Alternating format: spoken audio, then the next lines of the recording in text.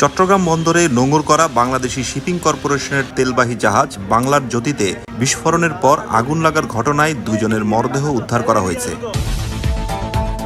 এছাড়া একজন এখনও নিখোঁজ আছেন। নিহতদের একজন জাহাজটির ডেক ক্যাডেট সৌরভ। জাহাজটি বন্দরের ইস্টার্ন রিফাইনারি ঘাটে অপরিশোধিত জ্বালানি খালাস করছিল। এতে 10,000 টন অপরিশোধিত তেল ছিল। আজ বেলা 11:15টার দিকে এর সামনের অংশ বিস্ফোরণের পর আগুন ধরে যায়। খবর পেয়ে নৌবাহিনী, কোস্টগার্ড ও ফায়ার সার্ভিসের কর্মীরা দ্রুত ঘটনাস্থলে পৌঁছে দুপুর 12:30টার দিকে আগুন নিয়ন্ত্রণে আনে। যেটা ভয়াবহ ব্যাপার হতে পারত কুড বি ডিজাস্টারাস, সেটা হচ্ছে এটা লাইটারেজ জাহাজ।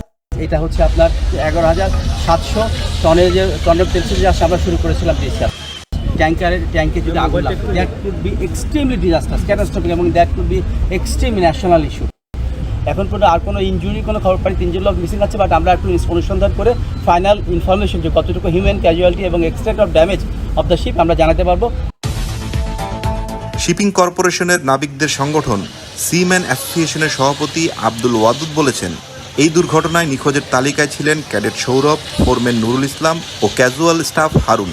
এক্ষেত্রে খুঁজে পাওয়া অন্য দেহাংশগুলো নুরুল ইসলাম কিংবা হারুনের হওয়ার কথা। বন্দরের কর্মকর্তারা বলেছেন, আগুন লাগার খবরে তখনই বন্দর কর্তৃপক্ষ 5টি নৌবাহিনীর একটি টাগবোট ঘটনাস্থলে যায়।